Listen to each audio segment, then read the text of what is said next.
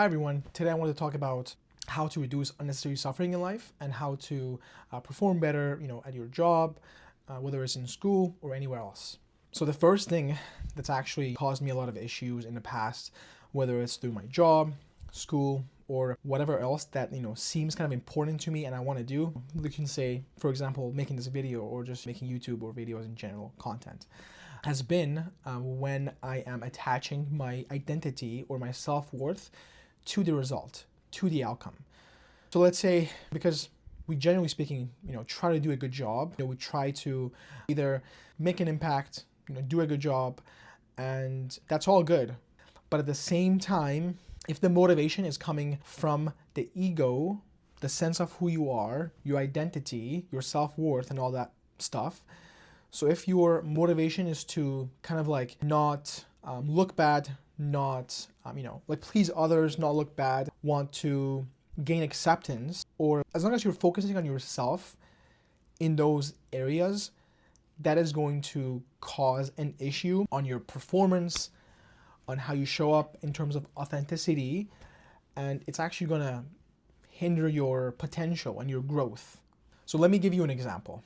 So let's say if you are going into like a job interview, so you can take a look at it as a very objective thing. You might be looking for a new job for whatever reason, and you've been invited, you've applied for the job, you've been interested, you think it could be the right fit, you apply for the job, and the interviewer invites you to the interview. You show up, the interview. If in the interview you're thinking about yourself, how are they assessing me? What do they think about me? Am I going to get hired? Am I not going to get hired? Oh my God, this is such a big opportunity for me. All those thoughts in the head. If you're thinking about those things, if you're thinking about yourself in the interview, what's going to happen?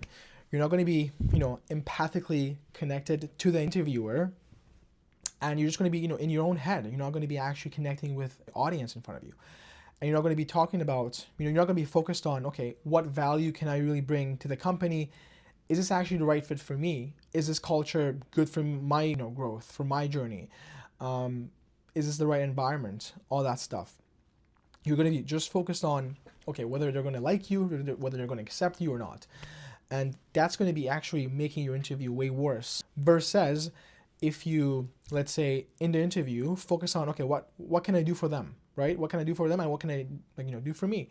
And just having more mutual understanding. Just say, this is what I have, this is what I'm good at, this is what I'm still working towards, and you guys decide. Just do your part, pass the ball to their end. Another good example can just be at work, right? Let's say if your boss assigns you a task to do, and let's say in this task, you want to do a good job. The biggest challenge when it comes to something being important, as I mentioned earlier, it is the fact that we put this personal price to it. So we're saying that this is big for me, this is for me. As long as the attention is on you and not the work, not them, not the outside, the quality, the energy is going to be much worse. I think another great thing that works is really not attaching, as I mentioned, the outcomes to your identity, to your self-worth. And something goes well, you can actually take a look at it objectively. It's like, okay, I did X, Y, Z well.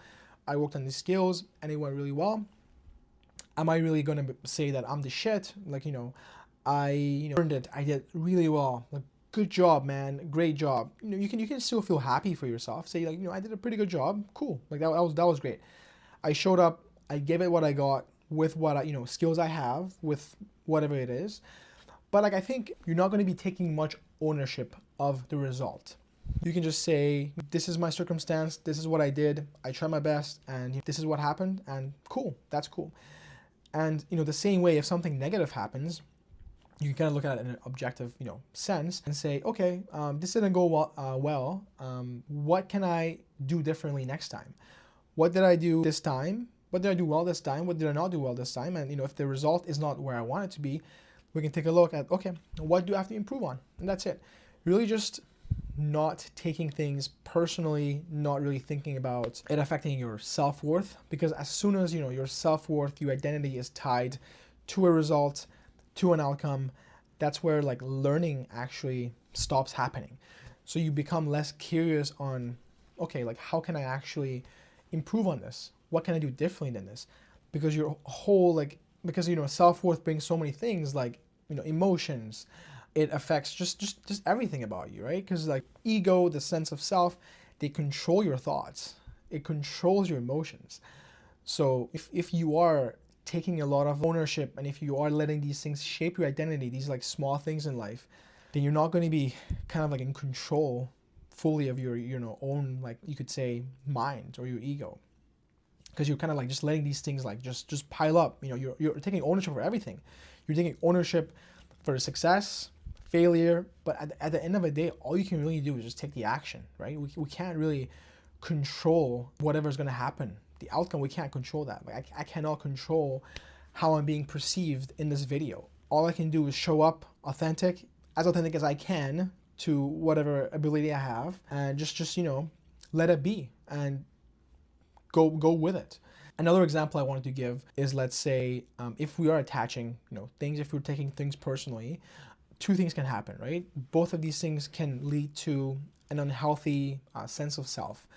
So there are some people that you could say have more positive sense of selves, is when they they think they are the best, they are absolutely the shit, and they just have a very like entitled sense of self, and we could call that like kind of like narcissism, right? And you can, on the other hand, have someone who identifies, if they're actually identifying with the outcome, if they're taking full ownership of the outcome. Both are true. Like you can have a like a very inflated sense of self, or a very deflated, or like someone who's lacking a lot of confidence, and they have like maybe imposter syndrome. If they're taking full ownership of the result of the failure, that's going to actually destroy you. And if you're tying that to your self-worth, that's going to cause a lot of issues, because what's that going to happen? So you're going to attach that to who you are, to your identity, your ego. And in the future, if a similar task comes, or if other things come up, that is going to be controlling the way you think. It's going to control your emotions. You're not going to be showing up confident because you took full ownership of what happened there.